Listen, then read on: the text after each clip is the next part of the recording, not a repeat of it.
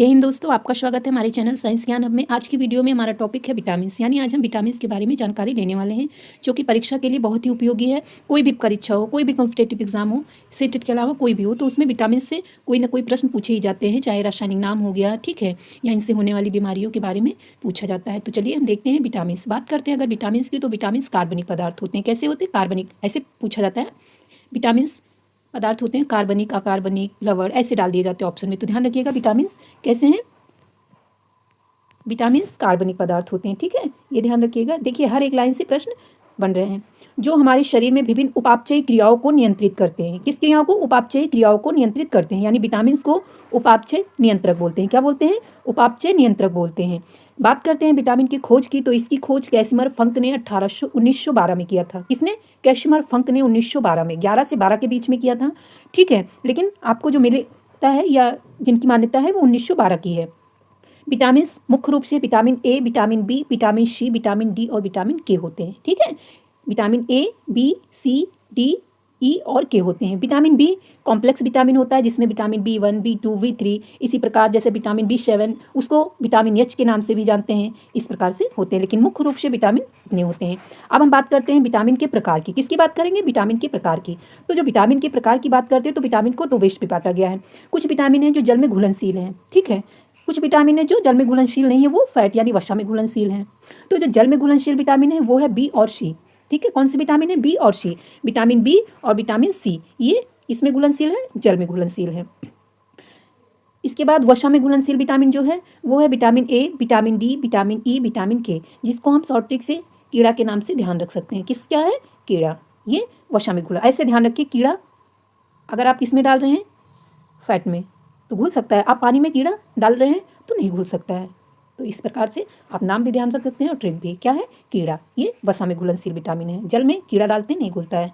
तो वसा में घुलनशील विटामिन कीड़ा, यानी कौन कौन से हैं? ए, ई, डी, ए, ठीक है, ए, डी, ई, के ये है। अब चलिए बात करते हैं। अब इतनी अगर हम बात करें तो इस पे समझ में तो आई हुई है कि जो जल में घुलनशील विटामिन है, इनको हमारे शरीर के लिए अधिक आवश्यकता होगी, क्योंकि ये जल में घुलनशील है, तो ये हमारे शरीर से जल्दी बाहर भी जल के द्वारा निकल जाते हैं, ठीक है। तो इनकी हमारे शरीर के लिए बहुत ज़्यादा आवश्यकता होती है, यानी हमारे शरीर में स्टोर नहीं होते हैं, ठीक है। अब हम बात करेंगे शरीर द्वारा निर्मित विटामिन। तो जो शरीर में निर्मित विटामिन है वो विटामिन डी और विटामिन के है। सबको पता होगा, विटामिन के नहीं लेकिन डी तो पता ही है ना, शरीर द्वारा निर्मित। तो आप ध्यान रखिएगा, ये प्रश्न पूछे जाते हैं। शरीर द्वारा निर्मित विटामिन कौन कौन सी है? विटामिन डी और विटामिन के। जब हम बात करेंगे विटामिन डी की, तो सबको पता है, क्या सबको, बुजुर्ग लोग भी कहते हैं धूप में बैठना आवश्यक है, क्योंकि क्या है, इससे हमारी शरीर हड्डियां मजबूत होती हैं, ये बोलते हैं ना। क्या होता है? हड्डियां मजबूत होती हैं, यानी क्या है? कैल्सिफेरॉल का निर्माण होता है। तो विटामिन डी, जो विटामिन डी है, तो जो विटामिन डी है इनका निर्माण त्वचा में होता है, ठीक है। और विटामिन के लिए अगर बात करें तो बड़ी आंत। ध्यान रखिएगा, हमारे शरीर द्वारा निर्मित विटामिन डी और विटामिन के, डी के लिए त्वचा और के लिए बड़ी आंत। विटामिन डी का त्वचा में निर्माण नहीं होता। ये ध्यान रखिए कि जो हमारी त्वचा है इसमें एगिस्ट्रॉल नामक एक पदार्थ होता है। क्या होता है? यानी सूर्य के प्रकाश में बैठने से हमें विटामिन डी नहीं मिलती है, ये ध्यान रखिएगा, ठीक है। तो इनका निर्माण त्वचा में होता है। त्वचा में एक विशेष प्रकार का पदार्थ होता है, कौन सा? एगिस्ट्रॉल, ठीक है। जब सूर्य का प्रकाश पड़ता है तो क्या होता है? ये उत्तेजित होता है और ये कैल्सिफेरॉल में बदल जाता है। एगिस्ट्रॉल होता है स्किन में, जो कि सूर्य के प्रकाश आने पर ये कैल्सिफेरॉल में बदल जाता है। तो विटामिन डी का त्वचा में और विटामिन के का बड़ी आंत में निर्मित होते हैं, यानी निर्माण होता है। अब हम बात करेंगे विटामिन का संश्लेषण कहाँ होता है। विटामिन का संश्लेषण लीवर में होता है। कहाँ पर होता है? यकृत में होता है। ये सारे बहुत महत्वपूर्ण हैं, क्योंकि सारे जितने हैं ये परीक्षाओं में पूछे गए हैं, ठीक है। बहुत सारे कॉम्पिटेटिव एग्जाम में पूछे गए हैं और हर एक लाइन से प्रश्न बन रहा है। ये भी पूछा जाता है एंटीऑक्सीडेंट विटामिन। तो एंटीऑक्सीडेंट विटामिन ए, सी, ई है, ठीक है। कौन सी है? ए, सी, ई। जब हम बात करते हैं विटामिन की, आप ऐसे ध्यान रखें, एंटीऑक्सीडेंट अगर पूछा जाए तो आप ऐसे ध्यान रखिए, vitamin A, vitamin B, vitamin C, vitamin D, vitamin E, vitamin K. अब क्या करिए, एक एक छोड़ के एक एक ले लीजिए। तो ये एंटीऑक्सीडेंट है। कौन कौन से एंटीऑक्सीडेंट हैं? ए, सी, के, ठीक है, ऐसे ध्यान रखिए। अब हम परीक्षा में लगभग ये पूछे जाते हैं रासायनिक नाम, ठीक है। रासायनिक नाम बीमारियां ये पूछी जाती है, क्योंकि सोर्स जो होते हैं वो लगभग एक दूसरे से मिलते हैं, केवल विटामिन सी के जो सोर्स हैं वो थोड़े अलग होते हैं। तो चलिए देखते हैं क्या है। अगर हम बात करें विटामिन के रासायनिक नाम की, तो इसके लिए एक शॉर्ट ट्रिक है, इसके लिए शॉर्ट वीडियो भी मैं बना दूंगी, ठीक है। केवल शॉर्ट ट्रिक की अलग की शॉर्ट वीडियो बना दी जाएगी। तो शॉर्ट ट्रिक देख लीजिए। रथ एक टॉफी। क्या है? रथ एक टॉफी। तो रथ एक टॉफी में ध्यान रखिए, तो रथ एक टॉफी के लिए रा, पहले एक ही अक्षर को अलग कर लीजिए, ठीक है। रा से क्या हो गया? रेटिनॉल। रेटिनॉल विटामिन ए के लिए था। थायमीन विटामिन बी के लिए है। फिर क्या है? ए, एस्कॉर्बिक एसिड विटामिन सी के लिए है। का कैल्सीफेरॉल विटामिन डी के लिए है। कैल्सी ऐसे भी ध्यान रखिए विटामिन डी के लिए। आप एक शॉर्ट ट्रिक भी याद रख लीजिए, अगर ऐसे आपका पूछ लिया जाए तो कैल्शियम यानी हड्डियों के लिए विटामिन डी जानी जाती है, और कैल्शियम बताया जाता है ना, हड्डियों के लिए जरूरी है, फॉर्मेशन में काम आता है। तो विटामिन डी का नाम क्या है, इसी बेस पे कैल्सीफेरॉल रखा गया है, तो आप ये ध्यान रखिए, ठीक है, विटामिन डी के लिए। इसके बाद आता है विटामिन ई, और शॉर्ट ट्रिक में टी है, तो टोकोफेरॉल क्या है, टॉफी है ना टी, तो क्या है टोकोफेरॉल विटामिन ए का हो गया। और का फिर क्या आता है, रथ एक टॉफी फा, तो फा के लिए है फ्यूलोक्विनोन या नेफ्थाक्विनोन, फ्यूलोक्विनोन या नेफ्थाक्विनोन, ये विटामिन के लिए है। चलिए आगे देखते हैं। अब कौन सी विटामिन बची, विटामिन बी, इसे विटामिन बी ग्रुप भी बोलते हैं, विटामिन बी समूह या विटामिन बी कॉम्प्लेक्स बोलते हैं। तो इसके लिए भी शॉर्ट ट्रिक है, इसके शॉर्ट ट्रिक को भी आप याद कर लीजिए। जो इसके लिए शॉर्ट ट्रिक है, ये थोरान्यू पैंट पर बसा, क्या है, थोरान्यू पैंट पर बसा, इसके रासायनिक नाम की शॉर्ट ट्रिक है थोरान्यू पैंट पर बसा। तो था के लिए थायमीन है विटामिन B1, रा के लिए राइबोफ्लेविन है विटामिन B2 के लिए,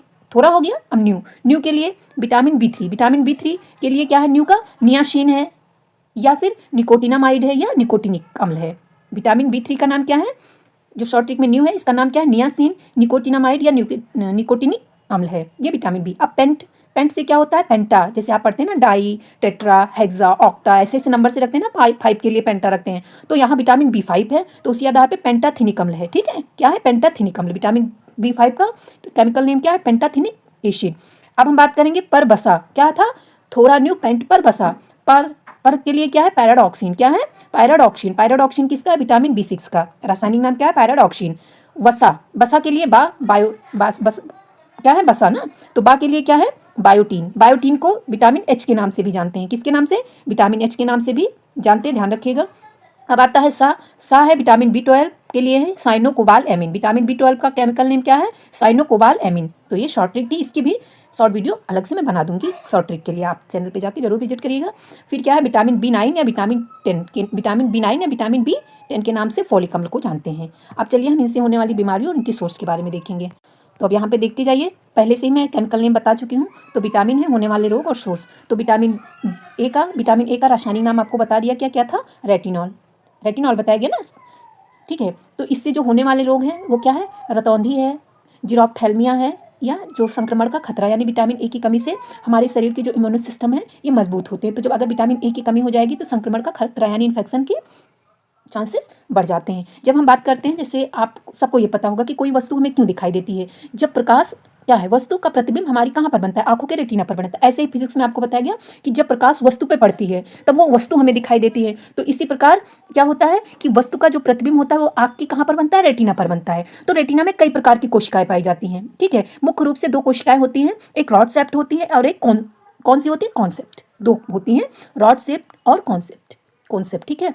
तो इनकी कई सारी कोशिकाएं बनी होती हैं। जो रॉड शेप्ड होती हैं ये अंधेरे में देखने में मदद करती हैं, ठीक है। रॉड शेप्ड किसमें देखने में, अंधेरे में देखने में मदद करती हैं। यानी जो विटामिन ए है ये किसका पोषण करते हैं, रॉड शेप्ड सेल्स का। जो रेटिना की रॉड शेप्ड सेल होती हैं उनका पोषण करने में ये मदद करती हैं। तो जब विटामिन ए की कमी हो जाएगी तो जो रॉड शेप्ड हैं इनको सही से पोषण नहीं मिल पाएगा, तो ये क्या है, अंधेरे में देखने में यही मदद करती है ना। तो अंधेरे में, रतौंधी में क्या होता है कि अंधेरे में साफ से दिखाई नहीं देता है, तो उसको हम क्या बोलते हैं, रतौंधी, ठीक है। तो ध्यान रखिए विटामिन ए की कमी से रतौंधी होता है, जीरोफ्थैल्मिया होता है, इन्फेक्शन का। इसके लिए जो सोर्स है यानी किससे हम इनकी पूर्ति कर सकते हैं, तो ये है गाजर है, हरी पत्तेदार सब्जियां हैं, दूध है, मक्खन है, पनीर है, मछली का तेल है, अंडा है, इन सबसे विटामिन ए की पूर्ति कर सकते हैं। अब हम बात करेंगे विटामिन B1। तो जो विटामिन B1 है इसका भी केमिकल नेम बताया गया है, क्या बताया गया, थायमीन।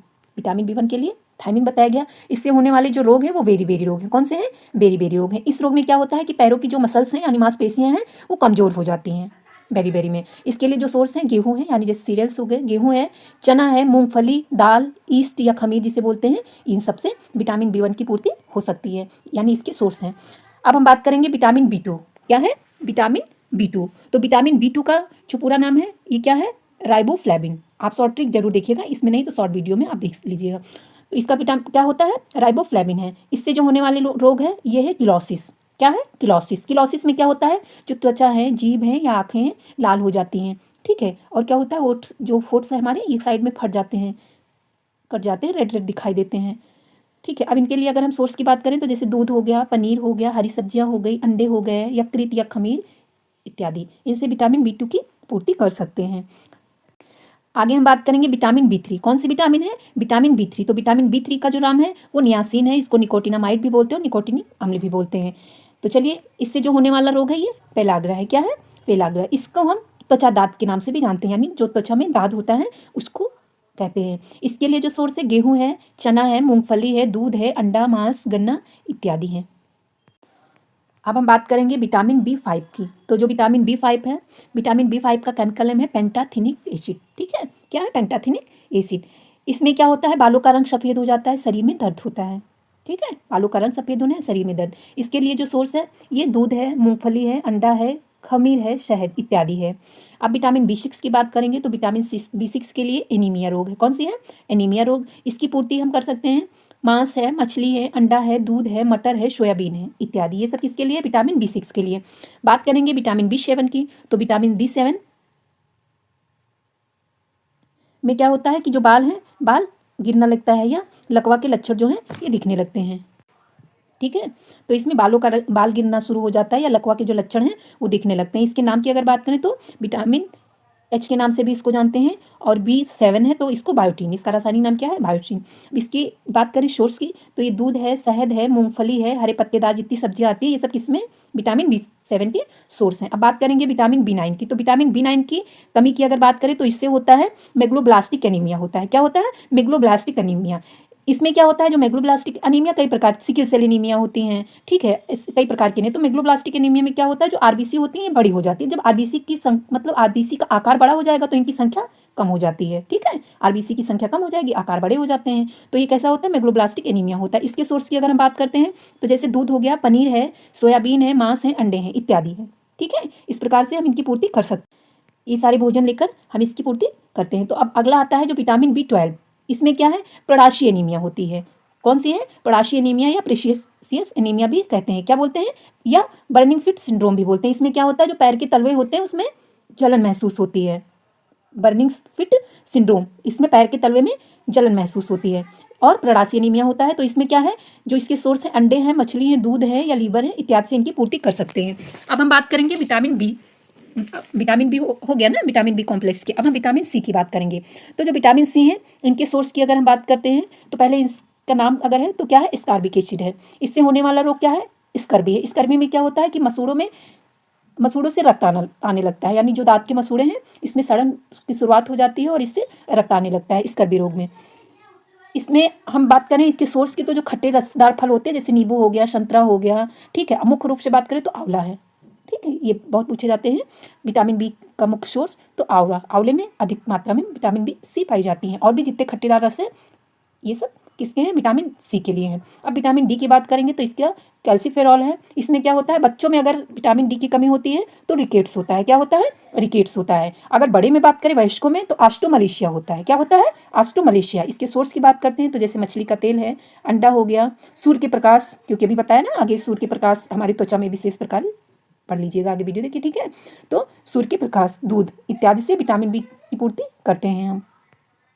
अब हम बात करेंगे विटामिन ई। तो विटामिन ई को जनन विटामिन भी कहते हैं। ठीक है, सौंदर्य विटामिन भी कहते हैं। इसमें क्या होता है कि जो संतान पैदा करने की क्षमता होती है उसमें कमी आ जाती है। विटामिन ई की कमी से संतान पैदा करने की क्षमता में कमी आ जाती है। इसको नपुंसकता के विटामिन भी नाम से जानते हैं। इसके सोर्स की अगर हम बात करते हैं तो जो भी वेजिटेबल ऑयल्स हैं, मक्खन है, मांस है, टमाटर है, या जो भी सीरियल्स यानी अनाज हैं, इससे विटामिन ई की पूर्ति होती है।